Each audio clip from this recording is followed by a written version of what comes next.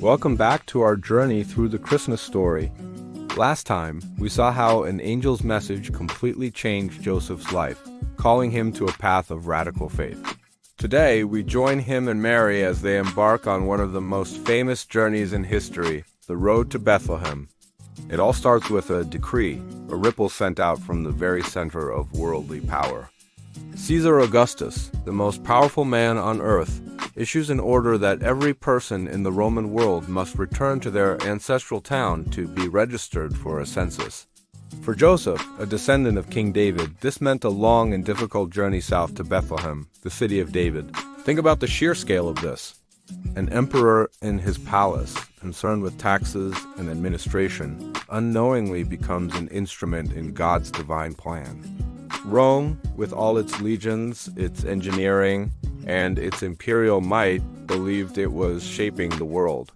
Yet, behind the scenes, a much quieter, more profound power was at work, guiding history not with the sword, but with a whisper. This contrast is breathtaking. While the world's empires rise and fall, making noise and shaking the earth, God's purposes unfold subtly, often in the lives of ordinary, faithful people. This decree wasn't just an inconvenience. For Joseph and Mary, it was a profound test. Mary was now in the final months of her pregnancy. The journey from Nazareth to Bethlehem was nearly 100 miles, a grueling trek that would take more than a week on foot or with a donkey.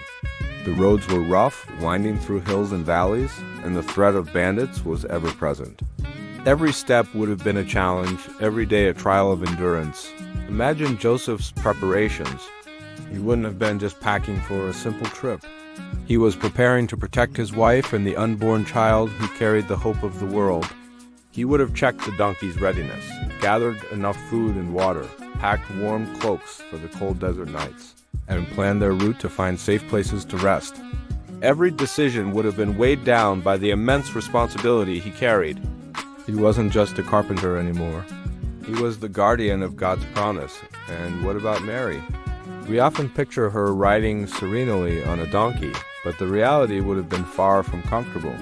The constant jostling, the physical strain, the dust of the road, all while carrying the Son of God. Her body would have been weary, her mind perhaps anxious about the journey ahead and the impending birth. Where would they stay? Would she be safe? Yet, Scripture gives us no record of complaint. Instead, we see a portrait of quiet strength and unwavering trust. Her faith wasn't just a single yes to an angel. It was a continuous yes with every step she took on that dusty road. This is a crucial lesson for all of us. Obedience to God is rarely a single dramatic event. More often, it's a long journey, a series of small, faithful steps taken one after another, day after day. It's choosing to trust when the path is difficult and the destination seems far away. Joseph and Mary were living out their obedience not in a moment of grandeur, but in the steady, rhythmic plodding towards Bethlehem. As they traveled, they would have passed through the Samaritan hills and then into the heartland of Judea. With each mile south, the landscape would have become more familiar from the stories of their ancestors. They were walking through the pages of their own history towards the very place prophesied by Micah centuries earlier. But you, Bethlehem, Ephrathah, though you are small among the clans of Judah, out of you will come for me one who will be ruler over Israel. They weren't just following a Roman decree. They were walking into prophecy. An unseen hand was guiding them, aligning the movements of an empire with the birth of a baby. There was a sense of destiny in the air, a feeling that they were part of something far bigger than themselves. Every sunrise that promised another day of travel, every stream that offered them water, every stranger's kindness along the way could have felt like a small confirmation that they were not alone. Think of the conversations they must have had under the stars at night. Did they talk about the prophecies? Did they whisper about the angel's words, reminding each other of the incredible promise they carried? These moments of quiet connection, of shared faith and mutual encouragement would have been their true source of strength. Joseph, the protector, and Mary, the vessel of grace, bound together by a divine purpose. Their trust was not in their own strength or in the safety of the road, but in the God who had set them on this path. Their journey was physically demanding and emotionally taxing, filled with uncertainty. Yet, it was also a journey of profound hope. They were traveling toward the fulfillment of a promise made generations before. They were heading to the place where heaven would touch earth in the most unexpected way.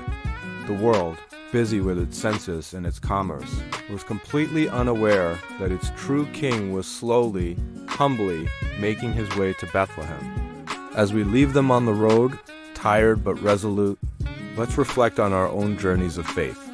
Often, we are called to walk paths we don't fully understand, facing challenges that test our endurance.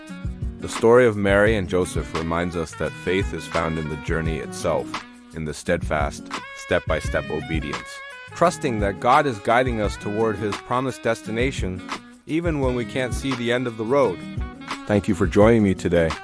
Next time, we'll arrive with them in Bethlehem, only to find that their journey is far from over. I hope you'll come back for the next part of this incredible story. Don't forget to subscribe so you don't miss it.